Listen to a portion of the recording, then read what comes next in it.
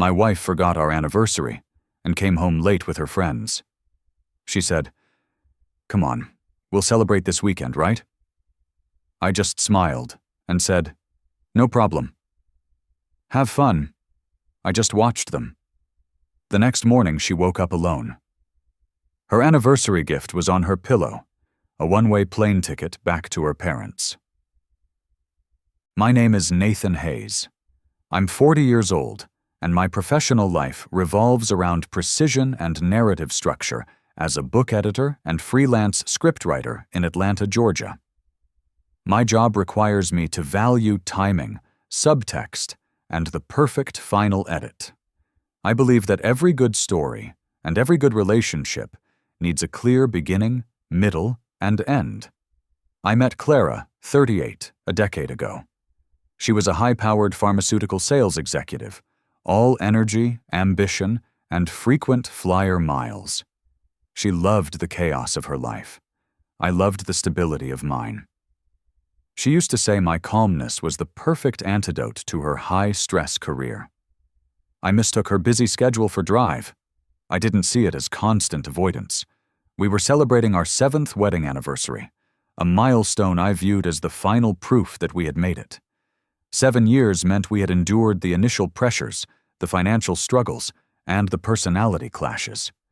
It represented a significant emotional investment. The cracks in our foundation started small and were always tied to time. If I planned a quiet weekend trip, she would schedule an urgent conference call. If I wanted an evening in, she would suddenly need to entertain clients. Her time was always valuable and non-negotiable. Mine was seen as flexible and disposable. A year ago, I brought home a beautiful puppy. She immediately returned it to the shelter, claiming its needs were a drain on her energy. Her contempt wasn't loud. It was expressed through subtle disregard for anything that wasn't immediately profitable or socially impressive. The anniversary was the ultimate test of her priorities. I had meticulously planned the entire evening, booked the best quiet restaurant downtown, arranged for the waiter to serve the specific wine we'd shared on our first date, and bought tickets to the symphony she mentioned loving years ago. I saw it as an investment in our future narrative. She called me at 5 p.m. "Nathan, darling, I'm so sorry. The Chicago team flew in unexpectedly. Huge presentation. I'm running late."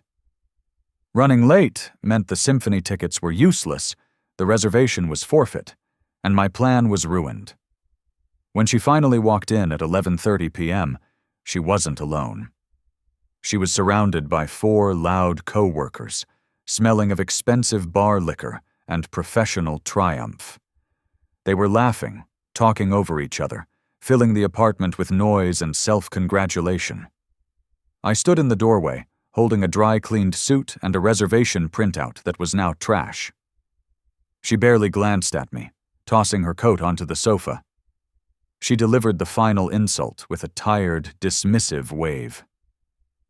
"Come on, we'll celebrate this weekend, right?" "It's just a dinner, Nathan." Stop being sensitive. I smiled, a cold, surgical smile, and replied, "No problem, have fun." I just watched them, watched her disregard my time, my effort, and the 7 years of our commitment. In that instant, I realized I had been editing the wrong story. The anniversary began with an anticipation I hadn't felt since our wedding day. For a week, I had meticulously orchestrated the evening, treating the event like a vital piece of narrative structure. I booked the table at our favorite quiet spot downtown, ensuring it was the secluded booth near the window. I arranged for the waiter to serve the exact Italian Pinot Grigio we'd discovered on our first date. I paid a substantial amount for tickets to the symphony, an experience Clara had mentioned wanting years ago. This was my attempt at a perfect scene, a complete expression of my 7 years of commitment. I saw the night as the definitive proof that we were solid, that our commitment was worthwhile. I took the day off work, something I rarely did, and spent the afternoon polishing my shoes and writing a small, heartfelt card. I was waiting for the clock to hit 5 p.m. to start getting ready when the phone buzzed. It was Clara. "Nathan, darling, I'm so sorry, but the Chicago team flew in unexpectedly. Huge presentation. I'm running late, way late." The line felt cold, distant, completely devoid of the warmth one uses when canceling a major life event. The reservations were useless. The symphony tickets were forfeit. My meticulously planned narrative for the evening was ruined with a single, quick phone call. I didn't yell. I just sat on the sofa, clutching the card I'd written, and felt the emotional investment of the last week collapse into nothing. It wasn't the missed money that hurt. It was the sheer lack of consideration for my time, my effort, and the symbol of our milestone. I spent the next few hours dismantling the evening.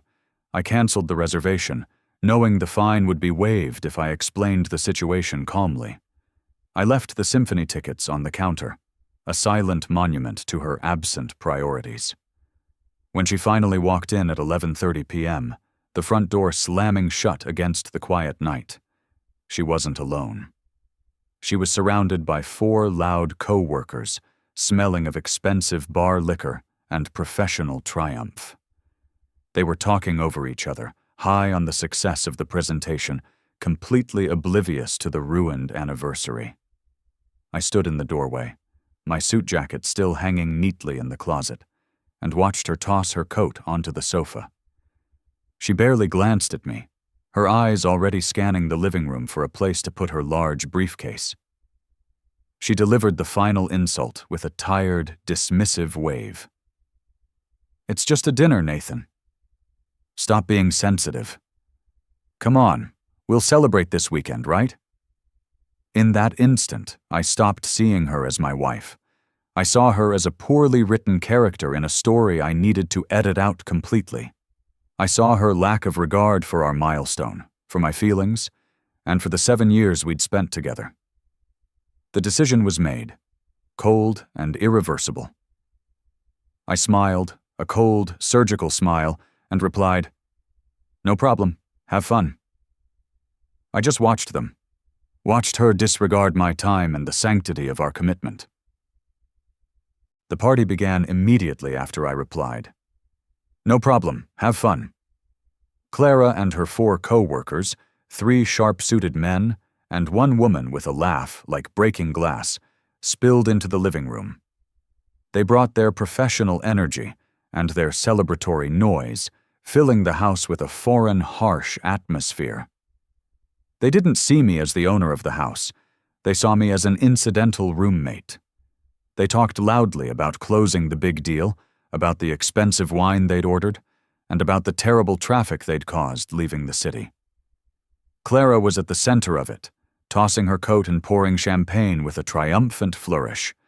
She was radiant, the most animated I had seen her in months, but her brilliance was completely external, fueled by an audience.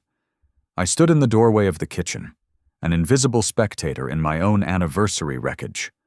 I watched them toast, watched them laugh, and watched Clara turn my living space into a stage for her victory. The mockery was subtle at first, then became explicit. "I told Nathan the symphony tickets were wasted," Clara announced to her group, her voice loud and cutting. "He gets so sensitive about plans, you guys." I had to remind him it's just dinner. A man named Greg laughed, patting Clara on the shoulder. "You need to let him know who's boss, Clara. My wife gets the same way if I'm late for her yoga class." She accepted the comparison with a proud nod, validating their shared contempt for the sensitive man who valued commitments. The insult intensified when one co-worker asked about the 7-year anniversary. Clara rolled her eyes and took a long sip of champagne. "Oh, we'll celebrate this weekend," she said dismissively. 7 years of commitment is nothing to rush. It's just a number, right?" She was redefining the commitment, minimizing the milestone, and belittling the emotional investment I had made, all to justify her own failure to prioritize. I let her.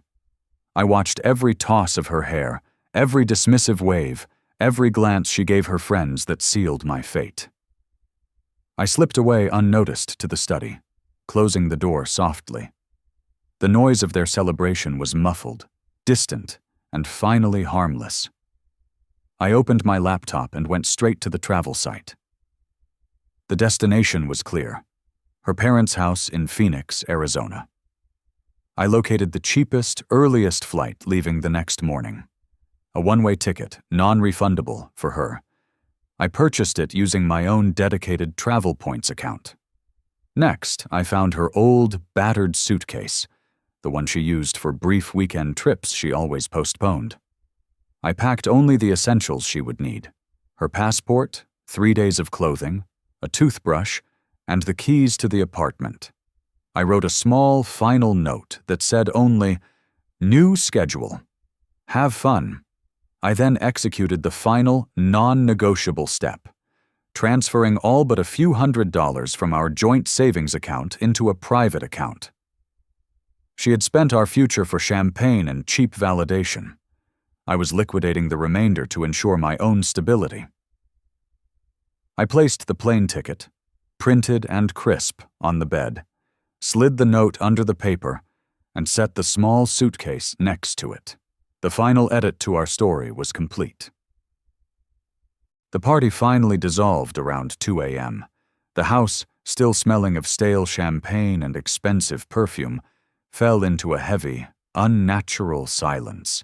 Clara stumbled into the bedroom, oblivious to my presence, collapsing immediately into sleep without even removing her dress. I waited until her breathing evened out, then slipped quietly out of bed. The time for watching was over. The time for writing the final scene had arrived.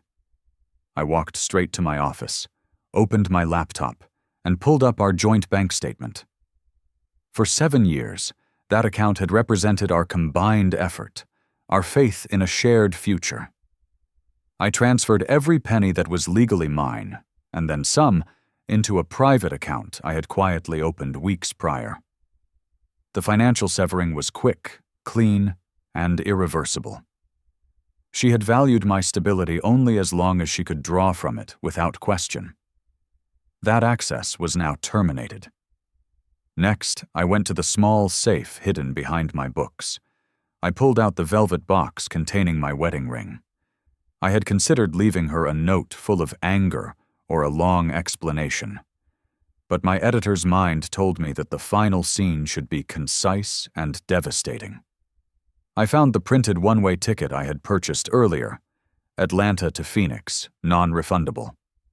I wrapped the ticket carefully around my own wedding ring, securing it with a thin rubber band. I placed the small, symbolic bundle directly onto her pillow, where she would find it the moment she woke up alone. The ticket wasn't just a plane ride.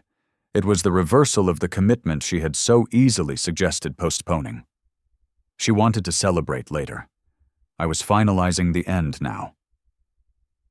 I then turned to my own belongings. I didn't bother packing anything expensive or sentimental. Those things were tied to the house, tied to our shared history. I packed essentials: my passport, my clothes, my external hard drives containing all my finished manuscripts, and my grandfather's worn watch. I looked at the house one last time. The kitchen counter where we used to drink coffee, the living room where she had just hosted her reckless celebration. The scent of her perfume and the stale champagne were the only witnesses to the final scene. I took the framed photo of us from our wedding day and slid it into a box. Not out of spite, but because the image no longer represented reality. As I stood in the doorway, my bags packed and the apartment key cool in my hand, I slipped off her engagement ring, the one I'd given her 7 months prior, the one that represented a promise that was now officially broken. I left the diamond ring on the kitchen counter, next to the empty bottle of celebratory champagne from the night before. I wasn't keeping her assets. I was leaving her the physical evidence of her failure and the emotional bill for her disregard. I walked out of the apartment, locking the door gently behind me. I drove until the streetlights blurred into the gray dawn heading towards the quiet anonymity of the interstate. I didn't look back. The next morning she would wake up alone, find the ticket and the ring, and realize that my silence had always been my greatest weapon. I drove for hours, watching the dark morning dissolve into a cold, wet dawn over the interstate. I didn't turn on the radio. I didn't call anyone. I waited for the only sound that mattered, the eventual explosion from the apartment I had just abandoned. That explosion came just after 8 a.m. My phone rang, a rapid, frantic burst that demanded attention. It was Clara.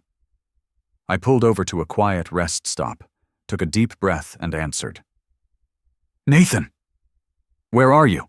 she shrieked, her voice high and distorted, a sound entirely stripped of her usual executive composure. "I'm away," I replied, my voice calm, steady, and entirely too distant for her comfort. "What is this?" "This ticket, and your ring. This isn't funny." She was breathless, the words tumbling out in a torrent of disbelief. "My bags are packed." "Why is my credit card declined? What did you do to the account?" "I did exactly what you asked," I said. "You requested that our commitments be postponed. I simply finalized the cancellation. She didn't hear the logic. She only heard the disaster." "You can't be serious. You left. You ruined the apartment by moving out before I woke up." "I moved out my belongings," I corrected. "The apartment is still yours until the end of the month." "I paid the rent." She launched into a furious tirade, cycling through denial, rage, and immediate bargaining. "It was a joke, Nathan. I was tired. I was stressed. I'll never talk to them again. Just come home. We can still go to the coast this weekend." I let her exhaustion and desperation fill the silence, listening to the unraveling of her carefully constructed world. Then I delivered the facts, cold and clean. "Last night, you told me our 7 years of commitment was just a dinner. You publicly mocked my time and my commitment to our home. The ticket you found is your anniversary gift. It's a one-way trip back to your parents in Phoenix, which you can use starting today." She changed tactics instantly, appealing to guilt. "You've taken all the money." "There's nothing in the savings. How am I supposed to live?" "You insisted you were independent, Clara. You made sure I understood that your happiness wasn't tied to my income." "I merely took you at your word."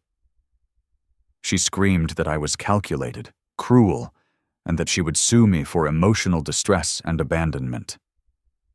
"I'll see you in court, Nathan." "You'll regret this."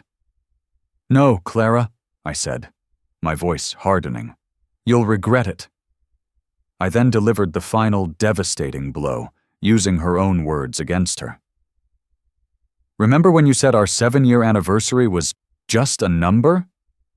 "That's exactly right." And I just decided to stop counting. I hung up before she could reply. I immediately blocked her number and all her known social media accounts. I had given her all the space and time she needed. The final edit was complete. I hung up the phone and tossed it onto the passenger seat, immediately regretting the heat in my voice. I hadn't needed to raise it. The facts were enough. I drove until I found a remote hotel off the highway, checked in under my full name, and began the process of filing the divorce papers online. The feeling was strangely hollow. The life I had invested 7 years in was now being dissolved by a series of legal forms and digital signatures. The deluge started that afternoon. Clara, unable to reach me, used every proxy she could find. First, it was her co-workers, the ones who had partied in my living room, texting me with vague, concerned messages. What happened? Clara is hysterical. Then came the family. My mother-in-law, a gentlewoman who rarely raised her voice, called me sounding frantic. "Nathan, you sent her a plane ticket. Is this a joke? Please tell me you haven't done anything rash." I responded to no one. My strategy was absolute silence. I realized that every word I spoke, every defense I mounted, would only give Clara more ammunition for the narrative she was already constructing, that I was the paranoid, unstable husband who couldn't handle her success. I sat back, allowing the narrative to unfold without my input. The rumor mill spun furiously. Clara launched a full smear campaign on her social media, posting vague, tearful statuses about betrayal and the sudden cruelty of men. She told friends I had been planning to leave her for months, that I was financially controlling, and that the one-way ticket was a final act of malice from a man who resented her career. The tragedy was that some people believed her. But the silence worked. Her closest friends, the ones who had witnessed her dismissive behavior firsthand at the anniversary party, began to distance themselves. They had seen her public contempt, her refusal to value my time, and her absolute lack of remorse when she thought she had won. My mother-in-law, receiving silence from me and hysteria from her daughter, eventually called my sister. My sister, armed with the knowledge of my prior meticulous planning for the anniversary, gently refuted Clara's claims of being blindsided. The focus shifted from, "Did Nathan leave?" to "Why did Clara act so cruelly at the anniversary?" The humiliation she had tried to inflict on me publicly was finally turning back on her. She had spent the last 7 years building a facade of success, and now her own behavior had shattered it. I didn't try to retrieve my belongings immediately. I didn't care about the furniture or the apartment. I only cared about the principle. I would not be the man who was disposable. I knew Clara was still in the apartment, likely drinking wine and screaming at her phone, unable to sustain the independent lifestyle she so craved. She had asked for freedom from responsibility. I had given her exactly what she asked for, delivered with the cold precision of a final, irreversible decision. The weeks that followed were an exercise in controlled dissolution. I filed the divorce papers, making official the end that Clara had declared at the dinner table. The legal process was straightforward because I had already liquidated the joint assets. I wasn't fighting for things. I was fighting for finality. The house became a space I occasionally visited, quiet and empty, collecting the remnants of my former life. I packed my books, my writing desk, and my hard drives, the tools of my actual trade. Clara called only twice more, her tone shifting from rage to genuine confusion. She couldn't comprehend why I wouldn't try to fix the marriage, why I wouldn't fight for the physical things we shared. She didn't understand that the fight was already over. I completed the final act of symbolic severance 2 weeks later. I drove to the house and collected every item that held meaning for her. The wedding album, the expensive china set she rarely used, the last of her designer clothes. I bundled them all into boxes, along with the engagement ring I had left on the counter. I addressed the boxes not to Clara's temporary address, but directly to her parents' home in Phoenix, the final destination on her one-way ticket. It was my final, silent edit. The marriage had returned her to her origin, stripped of the life she had postponed. I walked away from the house without a single regret for the money I had spent on the tickets or the missed symphony. I had traded a sum of money for permanent peace and absolute clarity. I moved into a small, sunlit apartment far from the suburbs, a quiet sanctuary where the only sound was the clicking of my keyboard. I poured my energy into a personal writing project I had shelved years ago, the story of a man who finally valued his own narrative. I didn't seek out news of Clara, but the consequences of her choices were inevitable. She lost her job because her erratic behavior and immediate flight were noticed by her professional network. Her friends, tired of the drama and realizing she had lost her financial resource, quickly faded away. The woman who valued time only by the dollar sign was left with nothing but time and debt. I learned later she had to move back to Phoenix, settling exactly where the one-way ticket had sent her. I looked at the simple, quiet life I had built. My work, my books, and the long, uninterrupted hours I spent writing. It was a life defined by presence, not postponement. Clara once told me that celebrating our anniversary was just a dinner. I made sure she learned that my love wasn't disposable, but her time with me was.